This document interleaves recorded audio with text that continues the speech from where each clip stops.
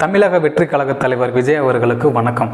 2026 சட்டமன்ற தேர்தலில் உங்களை சிஎம் ஆகணும்னு சொல்லிட்டு உங்களுக்கு நிறைய பேர் ஓட் பண்ண போகிறாங்க. இது நிதர்சனமான உண்மை தான்.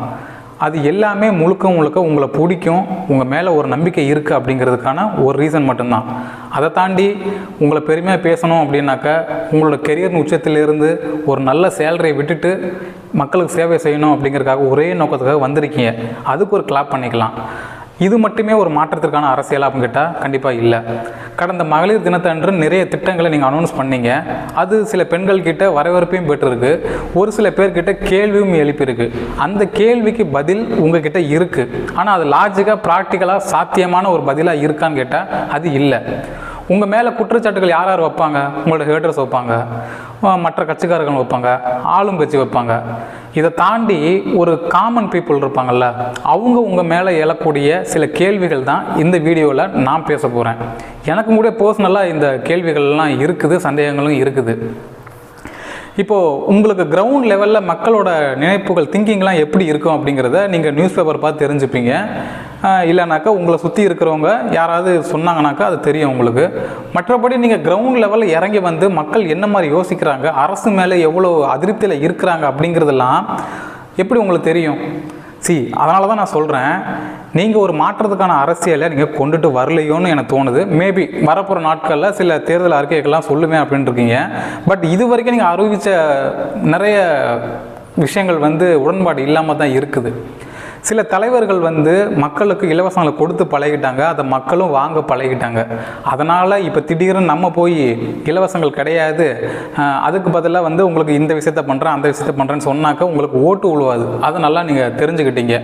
அது ஒரு நல்ல அரசியல் மூவ்மெண்ட்டாக பார்த்தாலும் கூட நீங்கள் ஒரு மாற்று அரசியல்னு சொல்லி தானே நீங்கள் வரீங்க. நீங்கள் அப்படிங்கும்போது திரும்பவும் பழைய தலைவர்கள் பண்ண அதே மிஸ்டேக், இந்த கட்டணம் இல்லை அப்படின்னு சொல்லிட்டு நீங்கள் பேரை மட்டும் தான் மாற்றி வைக்கிறீங்க.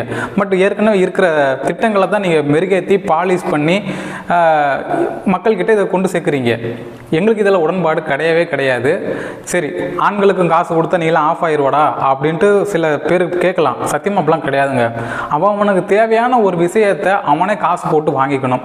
இது இப்போதைக்கு இந்தியாவில் சாத்தியம் இல்லைனாலும் நீங்கள் ஒரு பெரிய ஸ்டார், ஓகேவா, ஸ்டார் வேல்யூ உள்ள ஒரு பர்சன், நீங்கள் நினச்சிங்கன்னா நீங்கள் ஒரு வாக்கு சொன்னீங்கன்னாக்க நீங்கள் சொல்லாமலே உங்களுக்கு ஓட்டு பண்ணணும், ஓட்டு போடணும் அப்படின்னு நிறைய மக்கள் முடிவு பண்ணியிருக்கிறாங்க. நீங்கள் இந்த மகளிர் திட்டத்தில் அறிவித்த திட்டங்களுக்கு முன்னாடியே மக்கள் உங்களுக்கு ஓட்டு பண்ணணும்னு முடிவு பண்ணிட்டாங்க. அப்படிங்க இருக்கும்போது நீங்கள் அனௌன்ஸ் பண்ணுற இந்த திட்டங்கள்லாம் ஆல்ரெடி நிறைய தலைவர்கள்ட்ட இது செஞ்சவங்க தான். அது ப்ராப்பராக நிறைய பேர்கிட்ட போய் சேராமல் இருக்குது, அவ்வளோதானே. அதை நாங்கள் எப்படியோ அதை போராடியோ ஏதோ ஒன்று வாங்கிட போகிறோம். இதை தாண்டி வேறு ஏதாவது ஒரு டெவலப்டான ஒரு கண்ட்ரியாக, டெவலப்டான ஒரு ஸ்டேட்டாக நீங்கள் மாற்றணும் அப்படின்னாக்க இவங்க பண்ணுற இந்த அரசியலிருந்து நீங்கள் மாறுபட்டு ஒரு விஷயத்தை பண்ணணும்ல. இதுக்கு முன்னாடி இப்படி ஒரு மாற்று அரசியல் திட்டத்தை சீமான் அவர்கள் மேடைக்கு மேடை கத்தி பேசி கூச்சலிட்டு யங்ஸ்டர்ஸோட ஓட்டெல்லாம் முன்னாடிலாம் வாங்கினார். ஆனால் அவரே ஒரு சில நிலைப்பாடுகளில் மாறி மாறி இருக்கிறதுனால தான் திரும்ப அவர் மேலே ஒரு அதிருப்தி இருக்குது. அப்படிங்கும்போது நீங்கள் என்ன பண்ண போகிறீங்கிறத சொல்கிறதுக்கு முன்னாடியே உங்கள் மேலே பெரிய நம்பிக்கையும் இருந்துச்சு. உங்களுக்கு ஓட்டு போடணும், செலக்ட் பண்ணணும் அப்படின்னு முடிவே பண்ணிட்டாங்க மக்கள். ஆனால் நீங்கள் இந்த மாதிரி திட்டங்கள் ஏதோ காப்பி பண்ண மாதிரியோ இல்லை இது பண்ணலைனாக்கா நம்ம ஓட்டு கிடைக்காதோ அப்படிங்கிற மாதிரி மற்ற தலைவர்கள் மாதிரி இங்கே யோசிக்க ஆரம்பிக்கிறதுனால உங்கள் மேலேயோ சின்ன சின்ன அதிருப்தி வருது. நான் மற்றவங்க மாதிரி உங்கள் பர்சனல் லைஃப்பை சொல்லி உங்களை அசிங்கப்படுத்தி அது ஒரு குற்றச்சாட்டாக வச்சு சத்தியமாக அந்த மாதிரி கேவலமான ஒரு மனுஷன் ஜென்மம் நான் கிடையாது. ஆனால் நார்மலாக அரசியலாகவே பார்த்தாவே நீங்கள் சொல்கிற விஷயங்கள் எல்லாமே எங்களுக்கு அதிருப்தி இருக்குது. என்னங்க கட்டணம் இல்லா பேருந்து, இங்கேருந்து அங்கே போய்க்கலாம், எதுக்குங்க சார்? எல்லோரும் காசு கொடுத்தே போட்டுமே. அப்போ பாகுபாடு பார்க்குறீங்கன்னு தானே அர்த்தம். ஆண்களும் இலவச பஸ்ஸில் போகலான்னு நீங்கள் அறிவித்தாலும் அப்போவும் உங்களுக்கு அதிருப்தியாக தான் இருக்கும். ஒரு பஸ் ஃபேர் எவ்வளோங்க வந்துட போகுது? மிஞ்சி மீட் பண்ணால் ஒரு 100 ரூபா இருக்குமாங்க, ஒரு 50 ரூபா, லாங்குனாக்கா ஒரு 200 ரூபா. இதை தாண்டி வேறு ஒன்றுமே இல்லையே. இது அவங்க பஸ்க்கு ஃபேர் அந்த கொடுத்தது போகட்டுமே. இதை ஏன் இலவசங்கள் நீங்கள் அறிவிக்கிறீங்க? ஓட்டு போயிடணும்னா கிடையவே கிடையாது. நீங்கள் மாற்று அரசியல் கொடுப்பீங்கிற ஒரே நம்பிக்கையில் மட்டும்தான் உங்களுக்கு ஓட்டு பண்ணணும்னு நினச்சிட்டு இருக்கிறாங்க. சரி, இவ்வளோ விடுங்க. இந்த மக்கள் உங்களை நம்புகிறாங்க, நீங்கள் சிஎம் ஆகுறீங்க, நீங்கள் கரெக்டாக இருப்பீங்க, நீங்கள் உண்மையாக இருப்பீங்க. ஆனால் உங்களுக்கு கீழே இருக்க வேலை செய்கிறவங்களாம் ஒழுங்காக இருப்பாங்கன்னு என்ன சார் நம்பிக்கை? எங்களுக்கு என்ன சார் நியாயம் அது சொல்லுங்கள்?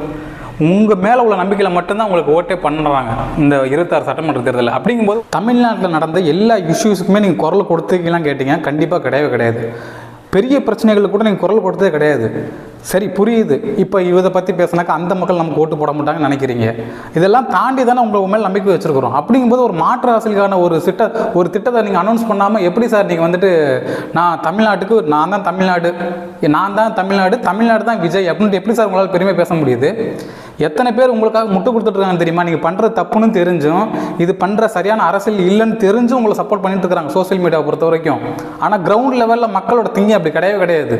அதை மைண்டில் உங்களை நல்லா வச்சுங்க. நீங்கள் டிஎம்கே காரன் திட்டுறது வேறு, மற்ற கட்சிக்காரன் உங்களுக்கு திட்டுறது வேறு. ஆனால் காமன் பீப்புள் என்றைக்குமே சொல்கிற குற்றச்சாட்டை தயவு செஞ்சு அக்செப்ட் பண்ண சொன்னீங்க. போன மீட்டிங்கில் 30% வந்து கமிஷன் அடிக்கிறாங்க, கொள்ளடிக்கிறாங்களா?